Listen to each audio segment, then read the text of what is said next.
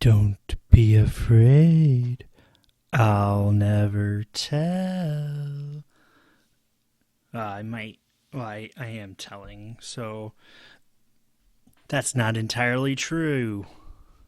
I'm gonna tell you in a minute. Give me a second. Jeez. Okay. That's just not gonna work today. I don't even know what's going on right now.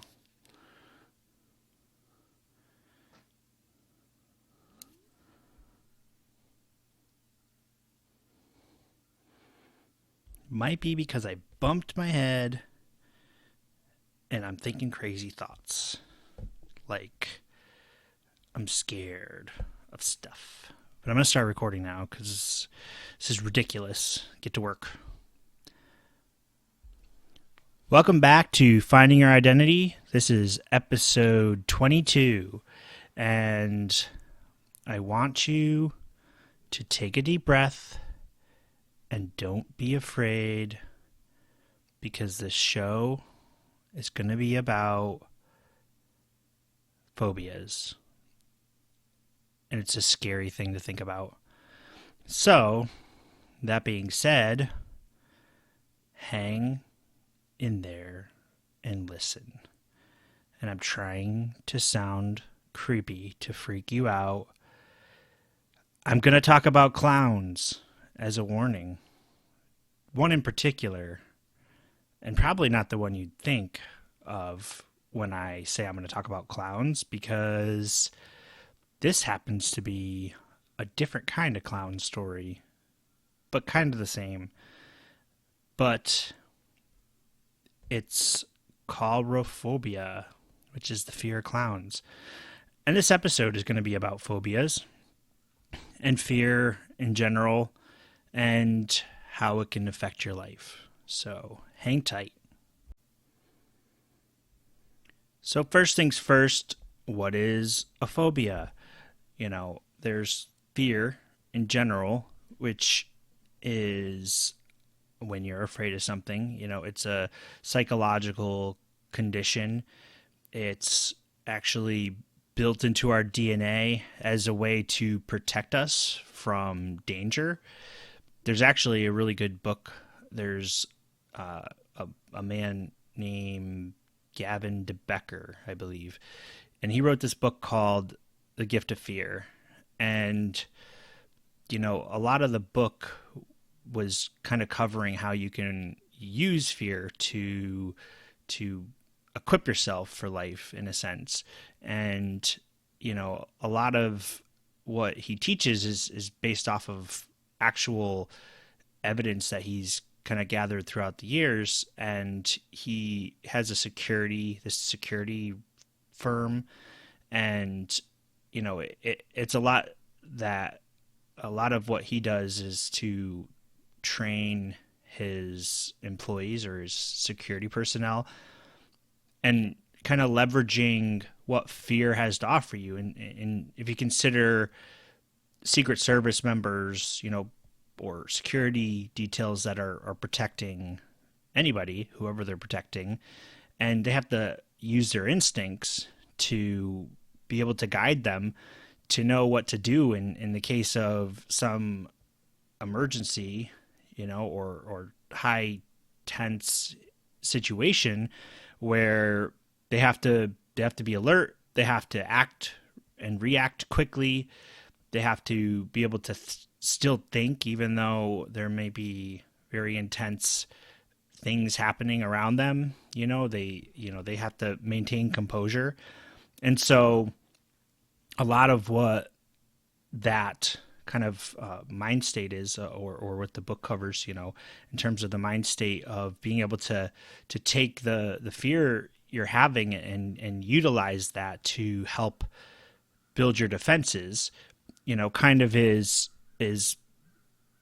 leveraging something that's just part of your nature, because everybody feels fear, and there may be varying degrees, but fear is one of those traits that you have where you may feel very scared at a time where it doesn't make sense to feel scared, and you have to kind of listen to those instincts because it could really save you. You could have this feeling, you feel a little nervous or scared, and you're walking around a corner, and it all of a sudden this corner takes you down a dark alley.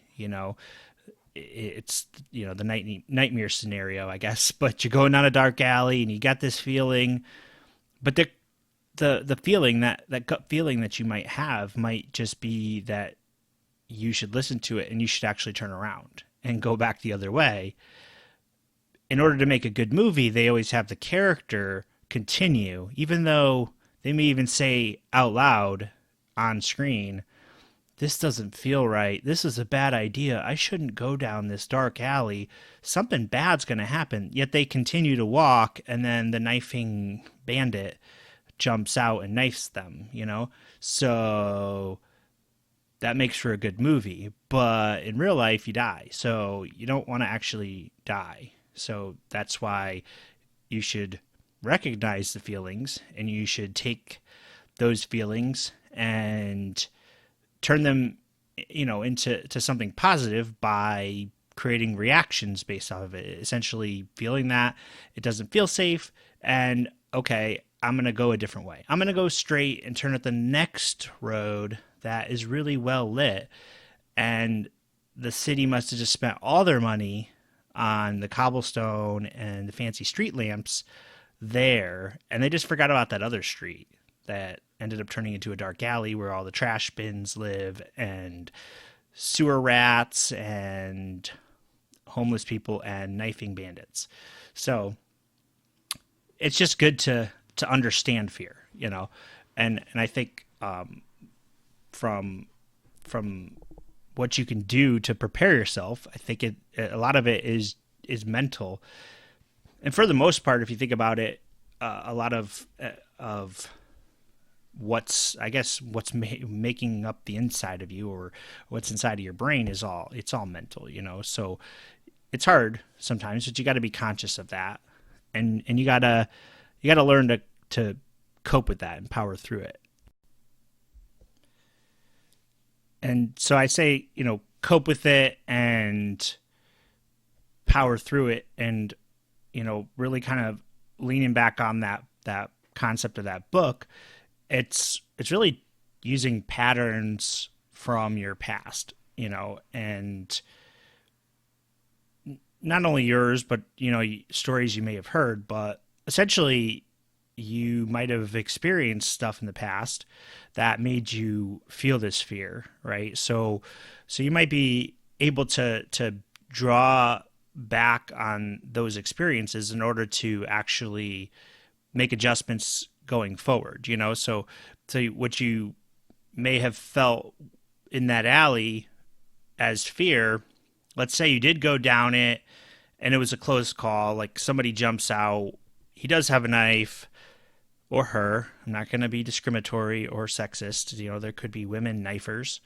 And, so the knifer guy or girl chases you and you get away. How you turn the corner and you run into a police officer, and they arrest the person, happily ever after type scenario. But your fear was genuine, and your fear, it was genuine enough that it'll stick with you. You're going to, build a memory around that incident, and you're not going to forget it. And that feeling that you felt, like even when you recall the memory, you may actually feel that feeling again inside you. Your stomach will ball up, and you'll feel the nervousness, and you'll feel that fear again. Well, that's really going to help you for the next time, So it's kind of a good thing. It's a bad thing, but something good kind of comes from it, especially if nothing really bad happened. Hopefully that's the case. Unfortunately, sometimes the bad things actually do happen. And when they do happen, it's probably, I have to imagine, worse. I know an experience I had when I was a teenager, and, I kind of was doing something stupid, and, I think I was 16, and I was out with a friend, and we were at a pep rally for high school, and I was a sophomore or a junior. I can't remember. I think I was a sophomore, and we were, yeah, because it was in the fall. Excuse me. And I remember that we were walking, and there we had left the pep rally because they had a bonfire. It was I don't know. It seemed like a traditional pep rally to me. Maybe that's not not everywhere. I was living in New York at the time, upstate New York, but there was a bonfire, and we kind of went off, and we were kind of ingesting things we shouldn't have been, and so a little bit out of our normal states of mind, and we were both walking and kind of just aimlessly going. I can't remember where we were headed, but I think we were heading to my friend's girlfriend's house who lived not too far from the school. We were going to go hang out there. And so we were walking up the street, and there was a point in time when I recognized that there was a group of people. We were, first it was just me and him, and we were walking, but then, I kind of looked back, and then I recognized that we were kind of swarmed by a whole bunch of kids, and then it kind of turned into something that was awkward, right? But I wasn't in my right state of mind, like I said, so I had a little bit of trouble deciphering that this was turning into a bad situation. But I could still, even through that fog, still kind of feel like this isn't the best situation. And somebody kind of came up behind me, and there was like several black kids and white kids, and my friend was a black kid, and he was friends with one of these kids who walked up to him and said, "Hey, what's up?" And they kind of did a dap, where they shake hands in that fun little way. And I grew up kind of in the hip hop generation in the '90s, Tupac and Jay-Z, and I was definitely into that crowd, and so I had that sense of I'm hanging out and I'm cool because I'm hanging out like not the best neighborhood. I was not, I didn't feel unsafe because I was with a kid that I was pretty close friends with that lived down in this area, but we were walking, and it was I think 8 o'clock at night. It was dark, and we just kind of got surrounded. But he knew a lot of these other kids, but I didn't know any of them directly. I think I only knew a handful of them, but there was about 12 kids, and all of a sudden, someone was reaching into my pocket and saying I need money, and I'm just like, what do you mean? I don't have money. And I always was at least smart enough to know that if I'm going to go out and wander around and not be in my right state of mind, I'm not going to carry much. Like I had $5 bill on me. I didn't wear any of my jewelry because at the time I had a gold chain and gold rings and gold bracelets, and I don't know. You got to look like the culture wanted me to look like. So I was kind of smart enough to not dress like that, not to keep any of the valuables on me. I think at the time, I don't even think I was wearing even really fancy shoes because it used to be that my sneakers were the most expensive thing I walked around with, then my jeans, then my shirt. Actually, no, then my jeans, then my hat, then my shirt, kind of thing. And of course, whatever jewelry I was wearing was more expensive, but I'm wandering around the streets, and I just knew this could end bad, so I didn't have any of that stuff. But I was actually spending the night at my friend's house, and I had all that stuff left at his house. So anyways, I was all of a sudden kind of consumed by this group of kids and kind of being pushed, and first, kind of getting taunted, being called the white boy, and what are you doing around here, white boy? And I'm like looking around, I'm like, there's other white kids in your little group here, but I also was kind of like, you're friends with Aaron, like my friend, why would you be pushing me around? He's cool, like I'm cool, we're all cool, like, and I just was kind of trying to play it cool, but one of them just decided to push me, and one of them tried to take my my jacket off, and that's when I took the $5 out of my pocket and I threw it up in the air, and then I turned to walk away, and they kind of started to kind of follow after me, and then somebody pushed me into another guy, and then that guy punched me in the head because he thought that I was like attacking him, but I was like pushed, and immediately that turned into the fight or flight, and I thought 12 of them, so flight, I need to choose, and I actually jumped over this 6 foot tall bush. I sprinted and just hurdled this bush. And I was a fast kid. Like, I was a skinny, fast kid. So I took off running as fast as I could back to the school. I ended up back near the school steps to the front of the school where I knew there was actually some security guards that were kind of patrolling around the school. And I had my jacket behind me kind of flying like a cape or something but I was no superhero that night, other than the fact that I managed to survive what might have been a really bad face pounding. But I managed to get back up there with my coat or my jacket just hanging on one arm, kind of flapping behind me, because they had tried to take the coat off and grabbed it as I ran, and I just let it come out, let one of my arms come loose so I could continue running, and they lost the grip of it because they were trying to hold me back, and I never really understood what was going on, but I stayed out there for a good hour. My friend never came looking for me, and I was just nervous. I thought they were going to come back for me. They didn't know where I was. I mean, my friend didn't know where I was. I didn't really know where he was, and I was thinking they know, like, I ran this direction. They're going to come after me. I just didn't know what was going on. And after about an hour, I crept through bushes and hid behind cars, and I made my way all the way back to the house, that my friend's house that I was staying at. And I got in the house. I got back downstairs because his room was in the basement, and he's like, "Where have you been, man?" And I'm like, "What do you mean, where have I been? Where have you been? What happened? Like, you just let this happen, you know?" And that was just a terrible experience. And then from that point on, though, it was really a lot of irrational fear came out of it, you know, and this kind of fear is on the fringe of being, you know, having a phobia, you know, because, you know, phobias are often intense fear that really aren't a problem. You know, you're afraid of something happening that's actually not really going to happen. So, you know, you've got this intense fear, and you can't help but think that this is going to happen. And it's a very, very real feeling.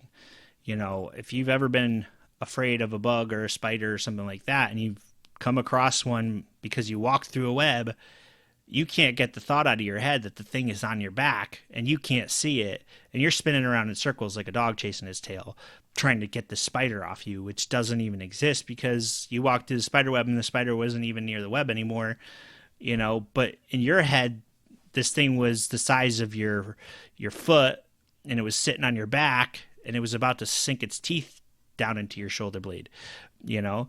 And that's in your head because you've built it up to be such a big thing in your head that, you know, you're thinking this is what's going to happen, you know.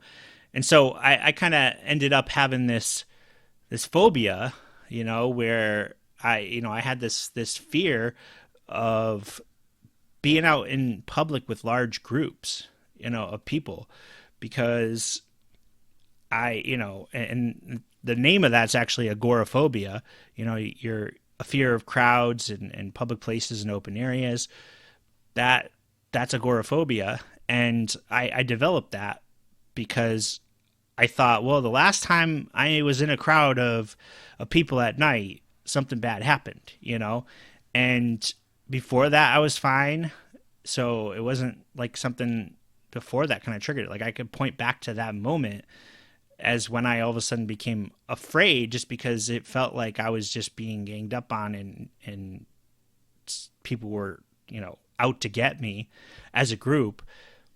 And, you know, and to me, like, even just, you know, 4 or 5 people would make me feel uncomfortable. as a group. I'd see a group of like skaters, and it wasn't color based. Like these are a group of white skaters, or a group of black kids, who are just kind of hanging out on a stoop. I mean, I lived in Newburgh, New York, and the downtown area it was pretty bad. It was a pretty drug infested area, and there was some really sketchy areas. And I'd walk around, and you'd have guys hanging out on the steps, and it really got me to fear even walking past them. I'd go take a different route, and it took a long time, and it took me kind of really trying to figure out, because it was almost like I'd forgotten about it, but I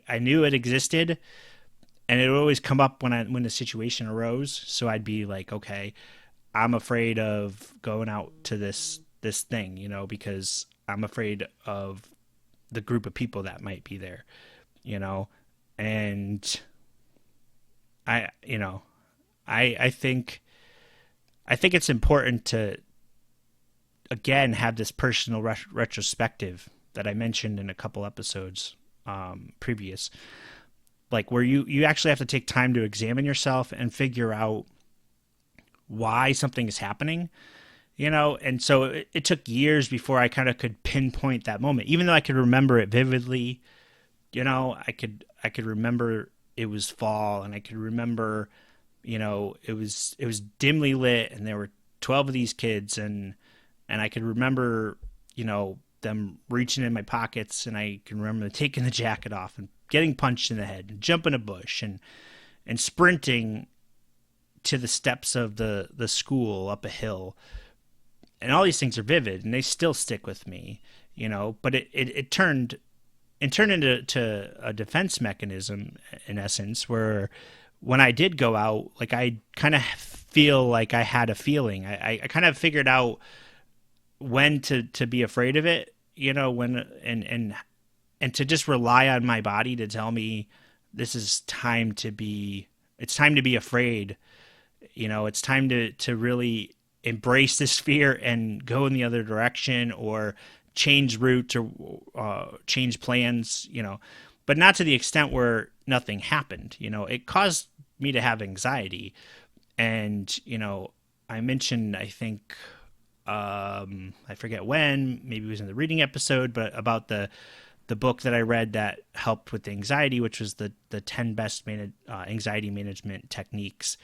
And, that helped tremendously, along with kind of seeing somebody and kind of getting prescribed something to help with anxiety. And it's a tough thing, and anxiety kind of deserves its own episode or own separate discussion, but in terms of phobias, they kind of can go hand in hand, because the anxiety is this physical change in your body that's kind of just powering the phobia, so you often have to kind of figure out how to work through something like this. And it's not easy. It's not like it's going to happen overnight. It's definitely something you need to work on, and you need to think, how can I work through this fear of spiders? Honestly, what made me get over the fear of spiders was having daughters who were afraid of spiders, and I had to be brave enough to go kill the spiders. And I did that enough times that I really don't have the same kind of fear I did, or the arachnophobia, as that's the name of being afraid of spiders. I don't have the arachnophobia like I used to. Still get freaked out if a spider is on me for whatever reason, or I walk through a spider web and I get that feeling, the heebie-jeebie feeling that it's on me and I can't see it, but I get over it pretty quickly. But, before, I wouldn't even, if I knew that there was a spider in a room, I wouldn't want to go into the room. It was bad. It's funny.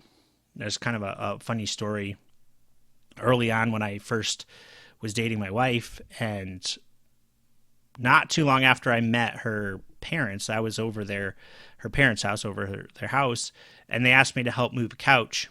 And I was like, yeah, I'll do that. That's cool. I think it was in the basement. So I was on the bottom. So I was basically pushing.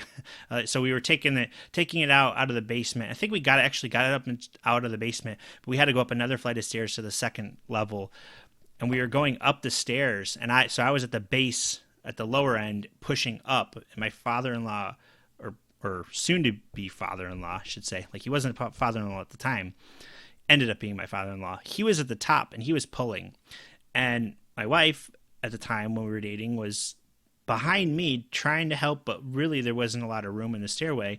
And my soon to be mother in law was at the top, kind of helping the same way, where she couldn't really touch it, but she was there for moral support.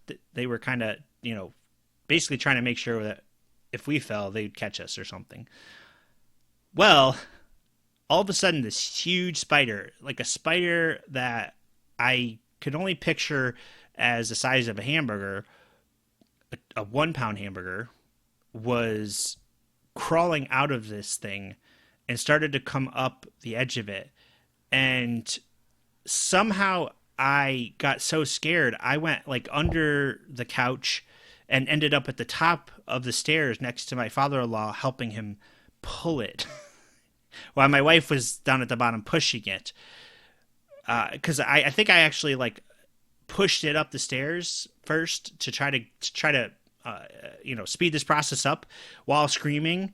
But essentially, it was like I tried to move the couch all by myself because I needed this situation to end quickly, and nobody knew what was going on. But I was just freaking out, and they were all laughing at me and thought that it was just kind of hilarious that I was freaking out about this little spider, which they said was maybe the size of a dime, and I said no, that was a hamburger. There was definitely a whole pound, foot diameter spider. Like it had to be. I mean, that thing was massive. It was like it would have covered my face. Like, but they said insisted the thing would have maybe fit on my fingernail.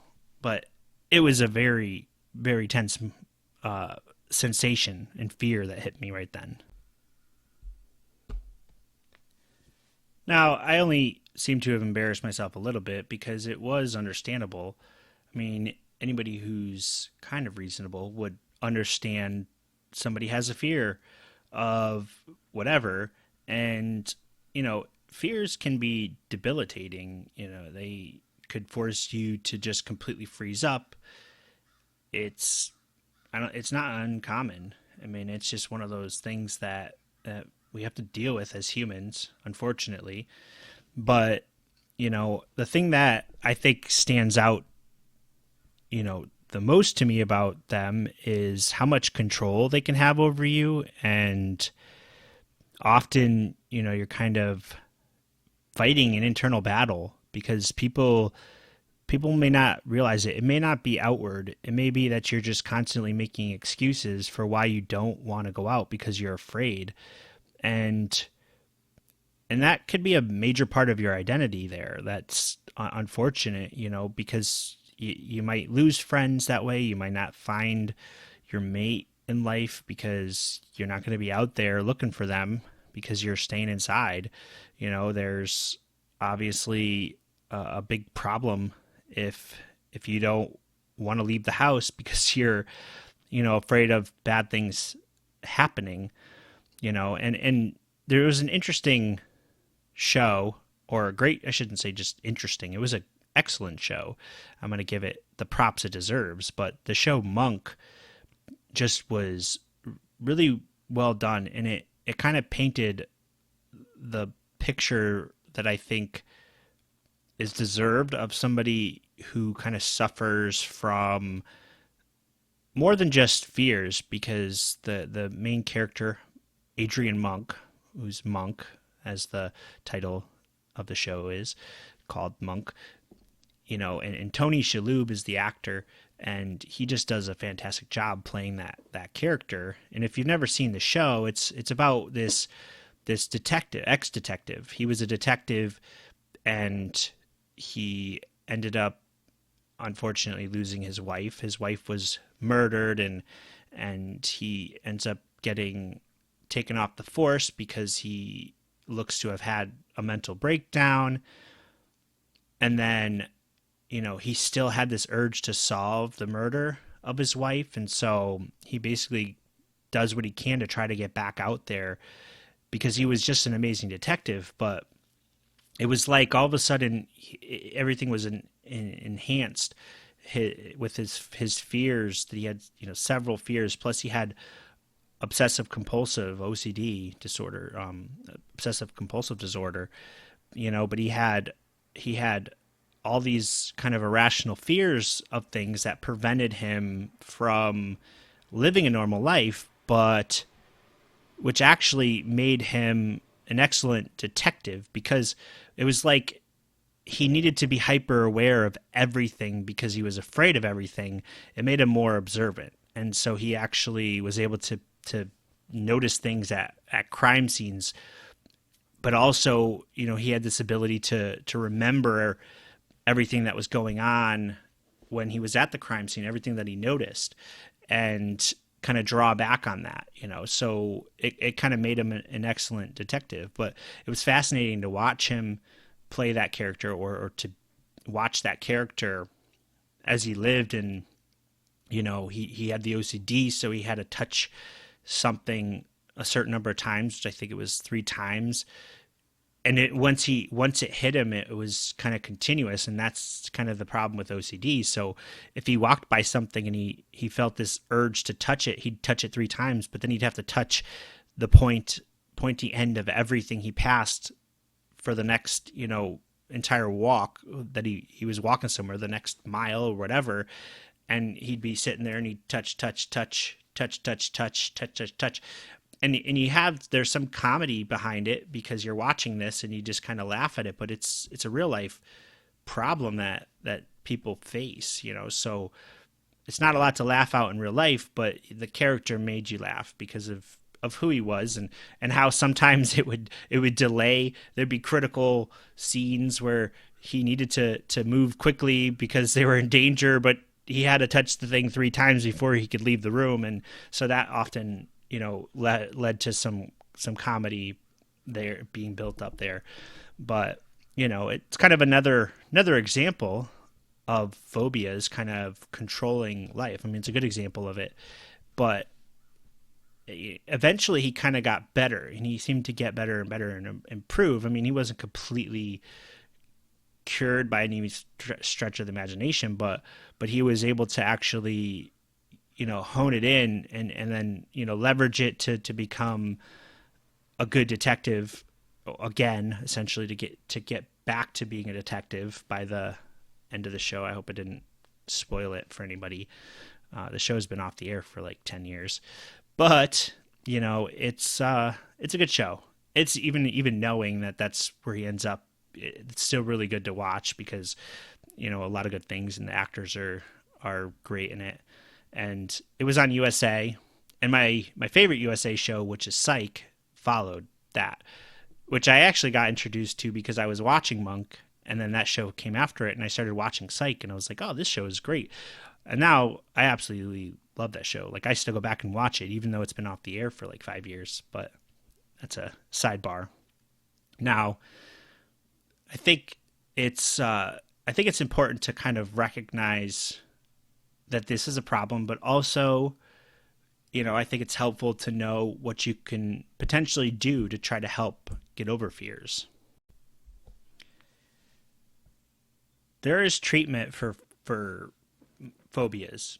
I think it's considered a very treatable condition. And, I have often turned to the National Health Center and the Department of Health, I guess is what it's called, but I often will look to see what the authorities on the different health sciences, behavioral sciences, psychological sciences, what they kind of say about it, and from that perspective and from their perspective, it's very treatable. It's often treated by just avoiding whatever you're afraid of, which can only go so far. I mean, I guess you could try to avoid spiders to some degree, but you'll never go to a haunted house. You'll never be able to enjoy a walk in the woods if you think there might be spiders having, nests, not nests, creating webs in the woods. It's hard sometimes to avoid it. Flying is probably the one of the bigger ones. Which flying is aviophobia. I'm like dropping these technical terms on you, so you got to pay attention throughout the episode. But that there's a big problem where people who are afraid to fly. Now, some people can just consider driving everywhere, but if you're trying to go across the ocean, I don't think you want to go on a boat. I mean, unless you're trying to make a point, like that lady, or that not even a lady yet. She's like a 13-year-old girl, and this is in September of 2019, just for point of reference. And there's this World Climate Crisis Council or something like that. It's where everyone's talking about climate change and the problems. And this girl who's like 13 or 14 years old, maybe she's 16, I don't know, still a little girl. She came across the ocean on an energy efficient boat or something like that. And I think it took her like half a year or something. That's an exaggeration. I think it took like 3 weeks for her to get here, though. It took a long time. I mean, taking a boat across the ocean, when people used to go to Europe and the only way to get there was by boat, it would be weeks. They'd be on a boat traveling from the U.S. to Europe for weeks, So you got to consider flying is the most practical means of transportation right now until they perfect teleportation,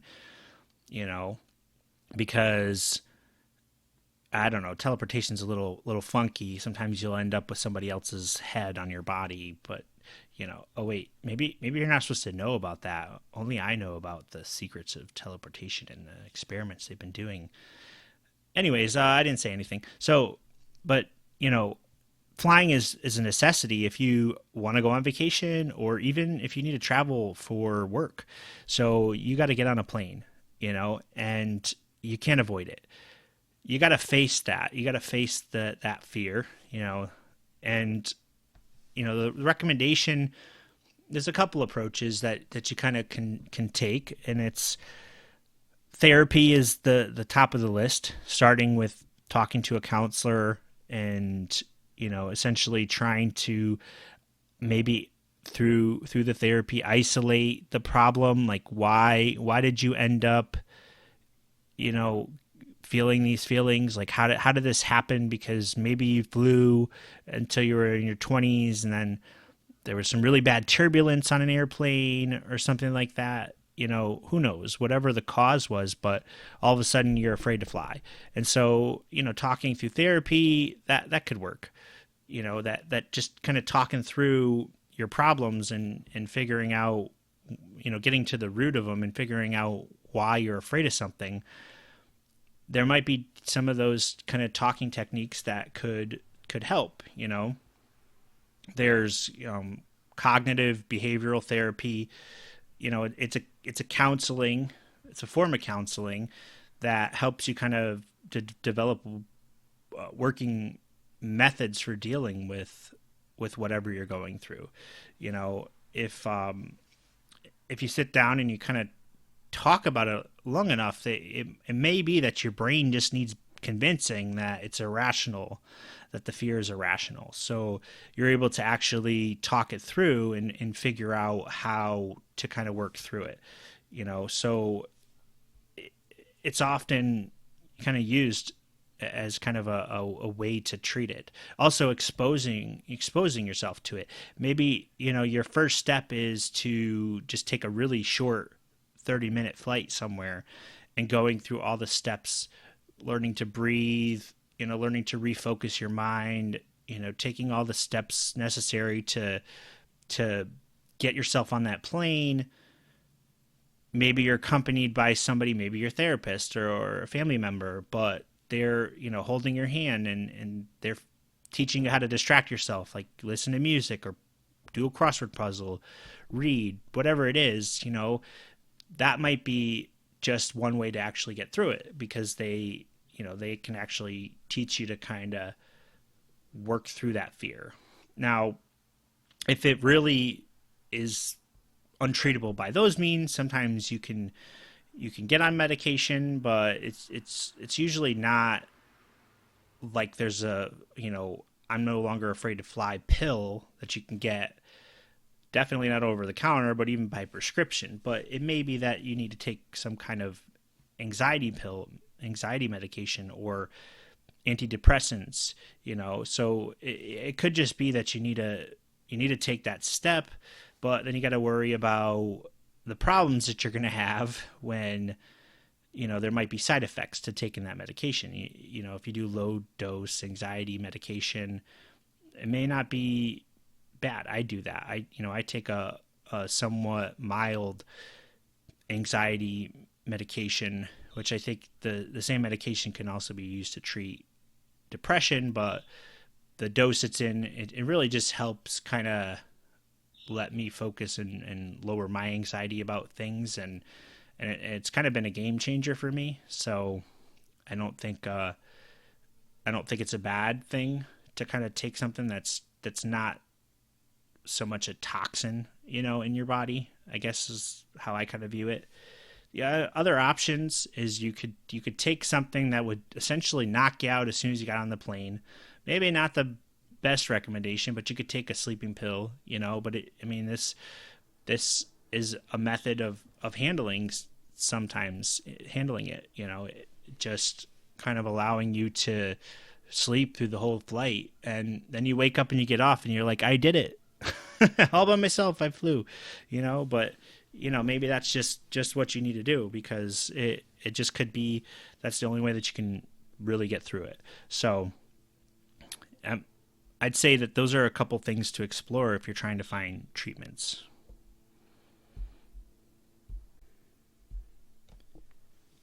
Some of the things that you could do without help, as self-help guides, I guess you could say, or ways to try to work through it just on your own. It goes back to some of the staples we've talked about before.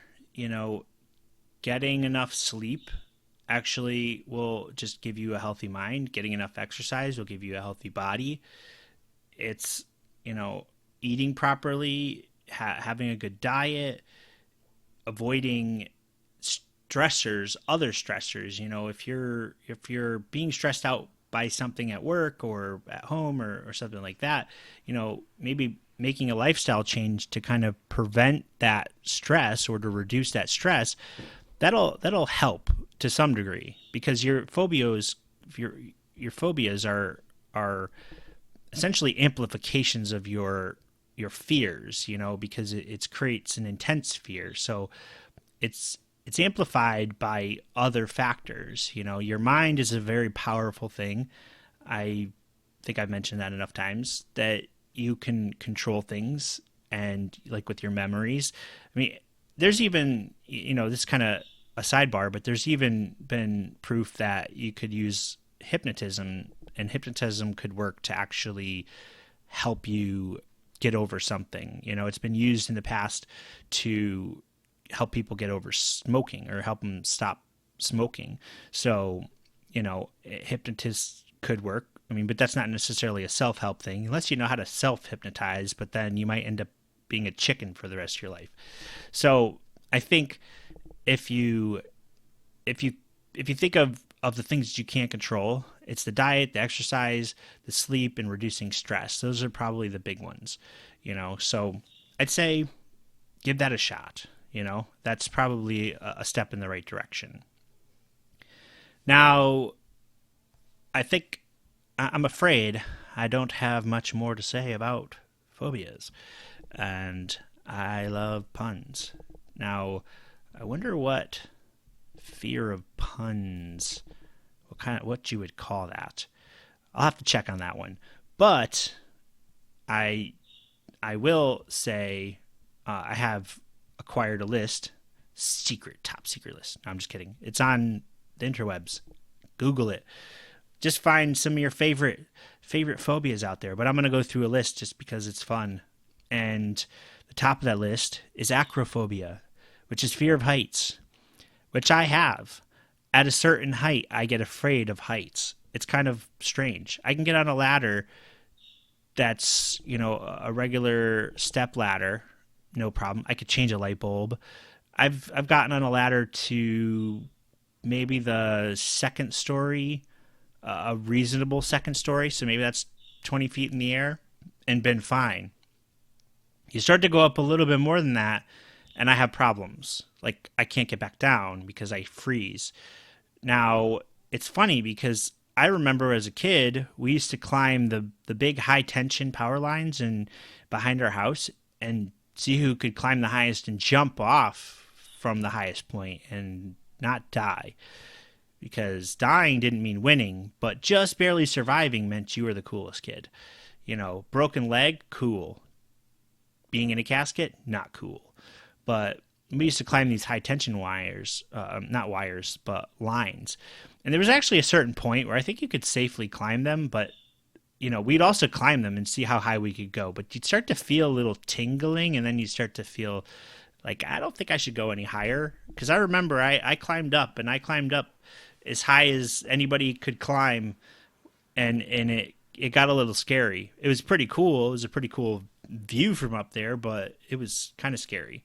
And I told you the story about, trying to touch the power lines, and I wasn't the one on the ladder there because I couldn't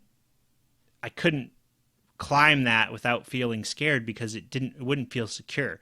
Like if it's a ladder, like a step ladder, it's in the shape of a triangle or an A shape, right? It's got the legs equally spread out and distributing the weight. That's what I'm trying to say. It distributes the weight evenly and it feels sturdy, but then you take a step ladder and you put it on the side of a hill, it's a little less sturdy, and then I start to feel a little woozy when I'm climbing towards the top of it. Like I had to do some power washing a couple weeks ago. I had to power wash my house, and I was trying to position the ladder in a way where I could get the maximum reach, and the one of the feet of the ladder started to sink in the ground, and I wasn't falling, and I really wasn't in danger of falling, but I had that sensation that scared the crap out of me to make me think I might be falling. So I had to climb down and reposition the ladder. I think most people would probably feel that way, though. Anyways, I'm not going to stop and pause and give my background stories on all these. So I'm just going to kind of go through, let's see, agoraphobia. Talked about that one, fear crowds. Ailurophobia.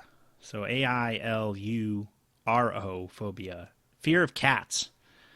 I don't think anyone has that. Not anyone that uses the internet, at least, because everybody loves cats. I get the impression. Otherwise, why the heck would there be so many cats on the internet? Let's see. Algophobia. Algophobia. Fear of pain. I think a lot of people feel pain, especially when you've got this, hammer kind of coming down as your friend is trying to nail a nail while you're holding the nail. You're going to have a fear of pain. But, we're talking about having an intense, irrational fear. So somebody might really not even do anything because they're afraid they're going to get hurt, Let's see. Anglophobia. And I thought this was funny because this is a fear of anything English.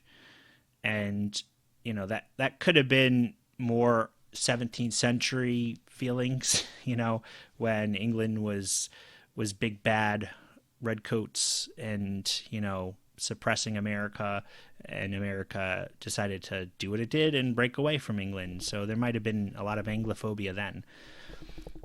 Aquaphobia, afraid of water. Arachnophobia, fear of spiders. Aviophobia, a fear of flying in an airplane. All those, I think, common. Ballistophobia, which is a fear of missiles, bullets, or being shot. And I could understand ballistophobia being a fear of missiles when you're living during the Cold War and there's, you're having air raid drills or nuclear bomb drills and you got to go, under your desks, which really wouldn't do nothing for a nuclear bomb, but whatever. If that's where you want to leave your everlasting shadow on the ground, then you'll be under a desk. But that was what they told people, which is just crazy. So that could be understandable. People would have a crazy fear because that's all people talked about was, a nuclear bomb going off, and they had to have drills to prepare for that. So that could be scary as you know what. So moving on, bibliophobia, a fear of books or mistrust, as is put in parentheses. I think it's kind of why would you be afraid of books? But people can be afraid of anything. Again, there could be punophobia. I'm gonna say, if that's not a term, I'm saying that's the term, punophobia. If you're afraid of puns, or Derek punophobia because you're afraid of Derek's puns, or you just don't like them. Either way, it's irrational. Let's see, claustrophobia. I think people have heard of that one. Fear of being enclosed spaces. I think there is a certain point where I do get a little claustrophobic if things are a little too tightly packed around me in an elevator, and I feel like there's no escape. But generally, I'm not like really afraid. Like some people that just they won't even get in an elevator because they are that afraid of closed spaces. Also, that kind of goes hand in hand with an airplane. Like I've heard of people who say they're claustrophobic, so they're actually afraid of flying because of how tightly compacted everybody is on an airplane. So that one makes sense to me. Cynophobia, fear of dogs. A little less crazy to me, than being afraid of cats, but still, who's afraid of dogs? Now, I guess I should say that. Like cats, you generally don't think of. I'm going to sneak through this backyard really quick because it's a shortcut. Oh wait, there's a Angora cat that's going to bite my head off, in there. So I'm not going to do it, But if you think there's a Rottweiler, then you might avoid it, So that one, I guess that makes sense. Francophobia, fear of the French, anything French. Again, I feel like the term was for the times. Germanophobia, which was fear of Germany and Germans. Gerontophobia. So gerontology, which is, basically old means like elderly people, or is it the study of elderly people? I think so. But so gerontophobia is the fear of old people or old age. It feels like there should be two different terms because I have a fear of getting old, but I don't have a fear of old people. So I don't know. That one, someone needs to go back to the drawing board. Let's see. Hemophobia, which is a fear of blood. Logophobia.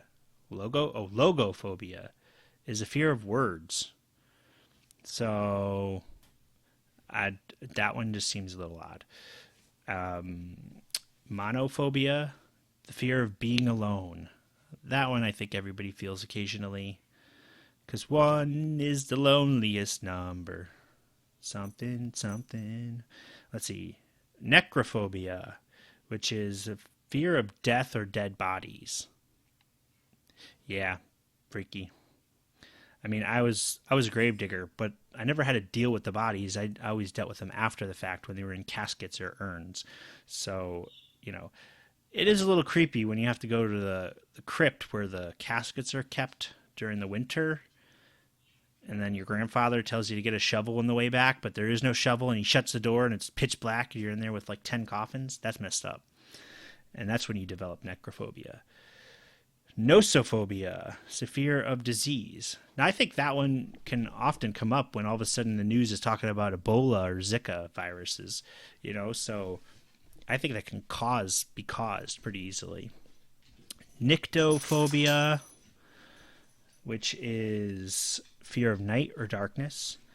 Ophidiophobia. Ophidiophobia. Trying to get the terms correct. That's a fear of snakes. I think a lot of people could have that one. Here's a fun one. Now, this is the fear of Friday the 13th, and I'm going to try and say this, but parascavadectophobia. Phobia. Parascavadectria. Look that one up. That's a fun one. Philophobia is a fear of falling in love.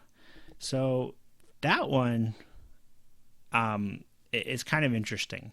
And I take pause because I know of somebody who was kind of afraid to get married, and I wonder if that's where that if that falls in that same category, because if is it the fear of falling in love or solidifying the love by getting married, or is that something separate? I just would wonder. Let's see. Phobophobia. Now, this one is where a paradox opens up and the world starts to collapse into itself because it's a fear of developing a phobia. So, think about that one for a minute. Phobophobia, fear of developing a phobia. Gotta love that. Let's see. Photophobia, which is a fear of light. Now, if you ever watched the show Better Call Saul, that's what I think Saul Goodman's brother had, which was the fear of light, but his fear was a little bit more on the edge of fear of electronics to some degree, that they were gonna somehow alter his mind. But he kept his house dark, so it was like he was afraid of light, but he was also afraid of any kind of like radio frequency or anything like that. Which these phobias are interesting. You can't really knock it. Like when you start looking into them, you gotta look at them with an open mind and think that there's some reasonable explanations why people have these phobias. Except for the cat one. That one doesn't make any sense. Let's see. Pyrophobia, fear of fire, and Russophobia. Russo, maybe it's Russophobia, being afraid of anything Russian. Again, term of the times. Sidophobia. It's just as aversion to food. Now, sidophobia, which is kind of interesting, I wonder if that could go hand in hand with the other psychological problem, which is anorexia or bulimia, where it's a disorder related to food. But it's another interesting one. Let's see. Taphophobia, fear of being buried alive. Everybody should have that fear. That is the worst sounding thing in the world. Toxophobia, fear of being poisoned. Let's see. Trichidaicaphobia. Oh, this is related. It's the fear of the number 13. It's related to that fear of Friday the 13th. So that Trichidaicaphobia. Yeah. Xenophobia. It's a fear of foreigners, strangers, or things that are foreign or strange. So xenophobia is probably what you heard more because they say, the current president is a xenophobe because of building the border wall and all that stuff about immigration. But xenophobia, I think, falls into describing that, people being afraid of immigrants. Xylophobia is a fear of forests or wooden objects. I don't know. That one kind of makes me pause. Like xylophobia. Some of these phobias, like they have a sound that kind of sounds like it makes sense, but then some of them, like xylo, like I would think that might be being afraid of xylophones. But what if you are afraid of xylophones? Then what do you call it? You can't call it xylophobia. Maybe it's xylophonophobia. I don't know. Then you got zoophobia, fear of animals in general. Sounds reasonable. Sometimes animals can be jerks, like the rhino or the hippopotamus. So that's all I want to say about phobias and fear. And I hope you enjoyed this episode. And thank you again for listening to another episode of Finding Your Identity. And until next time, tell people to listen so they don't end up in the compound of non-listeners. Thank you.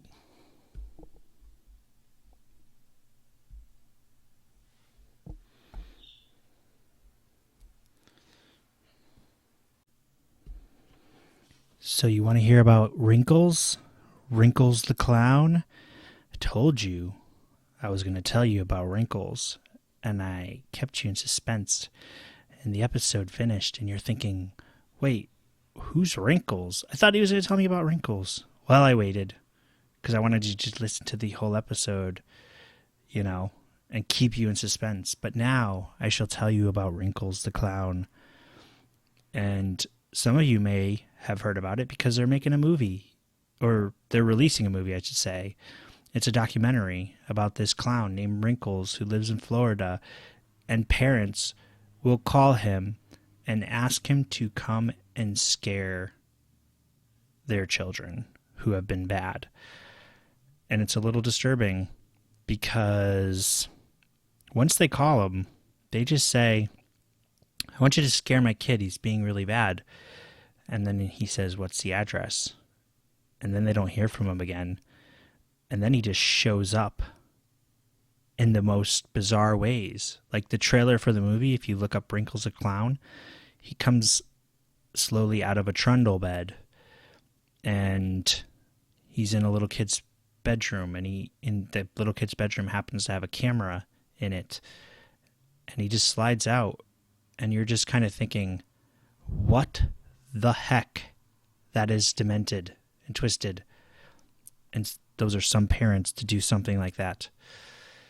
But that is the case. And then it became folklore. And this thing has been around. This story of him has been around for years. And I guess he finally kind of came forward to talk about it. And I don't know if he actually reveals his true identity, but nobody even knew who Wrinkles the Clown was. And remember, I said this was, there's a phobia that people have about clowns, coulrophobia, Coulro, phobia, Phobia, just in case you didn't know how to spell phobia, and Google was not working. But that's just the kind of crazy stuff that goes on in the world. And apparently this dude became really popular, and his phone's always blowing up, and he gets hundreds of messages. And sometimes kids just call him because they dare each other to just call the phone number. And then he says, hey, this is Wrinkles the clown. Wrinkles the clown. I'm going to get you. I don't know what his voicemail is. I haven't called, but it fascinated me, and it was related to clown phobias. So I figured I'd share that, and hopefully if you're, not afraid of clowns, you find that interesting. Otherwise, you're crapping your pants. All right. That's it. That's all I have to say about Wrinkles, which is just makes it even crazier. Makes me think of Snuggles. Snuggles, the something bear. What was he for? Some kind of bear for the laundry commercials. Snuggles, I think. Yeah. I have a friend who's afraid of Snuggles, and it's hilarious. People are afraid of a lot of things, and that's why phobias exist. All right. That's it.